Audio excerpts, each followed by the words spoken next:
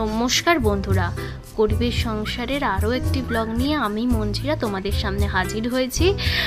দেখো, প্রথমে নীলকে খাওয়ানো দাওয়ানো সব ঘুম থেকে হয়ে গেছে। এখন ওর খেলনাপাতি নিয়ে ও খেলা করতে শুরু করে দিয়েছে। গরমে বলো বলছি গরমে জিরে খাচ্ছি ঠান্ডা থাকার জন্য। দেখো মৌ রান্না করছে। মৌকে রান্না করছিস বল একটু। এটা টাকা হ্যাঁ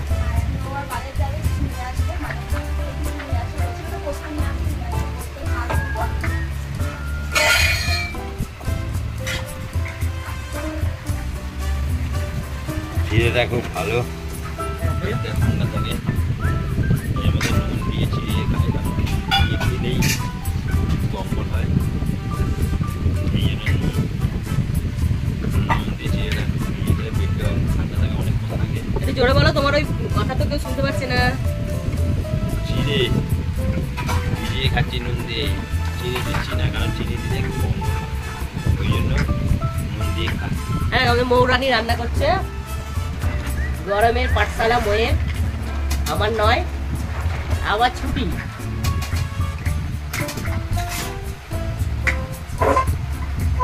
ভালো উঠছে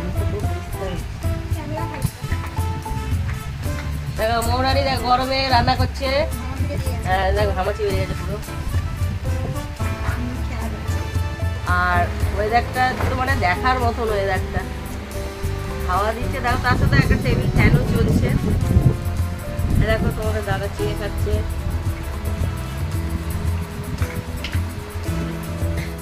তারপর এই যে গাড়িটা তোমরা দেখতে পাচ্ছ, নীলের জন্মদিন উপলক্ষে, এখনো জন্মদিন আসেনি, কিন্তু নীলের জন্মদিন উপলক্ষে ওর বাবা এটা দিয়েছে।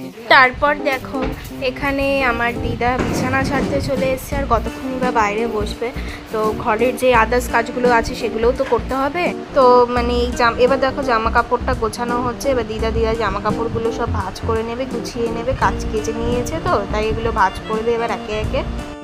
আজকের ব্লগে মেইন যে টপার যে জিনিসটা, সেটা হচ্ছে মানে মেইন যে ফোকাস, সেটা হচ্ছে দিদার আলমারি। দিদার আলমারিতে কী কী শাড়ি রয়েছে, কী কী জিনিস আছে, একটু একটু করে দিদার সারাটা জীবনে কী কী সঞ্চয় করতে পেরেছে নিজের টুকুনির জন্য, সেইটুকুই একটুখানি তোমাদের ব্লগে দেখাচ্ছে। আর এই যে ঘরটা দেখতে পাচ্ছ, এটা হচ্ছে আমার দিদার ঘর। ওই দিকটা হচ্ছে দিদার শ্বশুর শাশুড়ি আর দিদার নিজের মা বাবার ছবি, এদিকে মা শারদার ছবি। আর এখানে এই যে এখানে ঠাকুর ঘর, ওপরটা টিভি আছে কিন্তু টিভিটা চলে না। সো অলমোস্ট চালু করে দিয়েছে উনি ওনার কাজকর্ম। দেখো, সে গাড়িটাকে নিয়ে একবার পেছনে যায় তো একবার সামনে আসে, মানে কি যে কখন কি মাথায় চলে মানে কোনো ভাষা নেই সেটা বোঝার মতন, মানে বুদ্ধিও নেই, ভাষাও নেই। দেখো দেখো, হাওয়া চলছে বলে এখন এইরকম করছে, দেখেছো? দেখো, কা এরকম করতেই থাকবে, মানে কি জ্বালা। শোনো ওর কথাবার্তা, একটু শোনো। এবার হাত পা নাড়াতে নাড়াতে সাইকেলে চোখ পড়েছে, ওখানে ওর গণেশ দাদা রয়েছে, ওই গণেশ দাদাকে নামবে। অ্যাকচুয়ালি গণেশটা কিন্তু আমি ছোটবেলায় খেলতাম, এখন আমার নীলিসোনাকে দিয়ে দিয়েছি, ও খেলবে।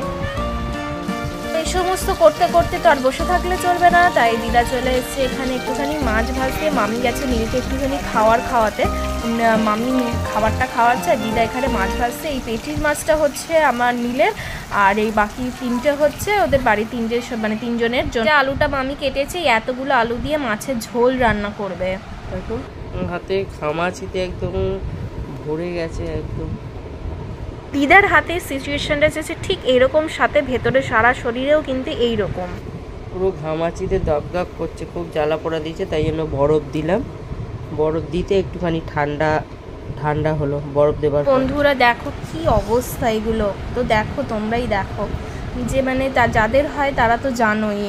সো বন্ধুরা, এটাই ছিল আজকের সারাদিনের ব্লগটা, একটা পুচকি মিনি ব্লগ বলতে পারো। আজকে দেখো, সত্যি কথা বলতে যা তোমরা দেখলে আমাদের খুবই কষ্ট হয় থাকতে। আর তোমাদের কাছে এটাই মানে রিকোয়েস্ট যে তোমরা আমাদের ভিডিওটা প্লিজ পুরোটা অবধি দেখো, আর লাইক কমেন্ট শেয়ার করো, আর প্রচুর পরিমাণে সাবস্ক্রাইব করো, আর প্রচুর শেয়ার করো, যাতে তোমাদের ভালোবাসা পেয়ে আজকে আমরা কিছু না কিছু এখান থেকে একটু যাতে করতে পারি, আর দিদা দাদুর দুঃখ কষ্ট ঘোচাতে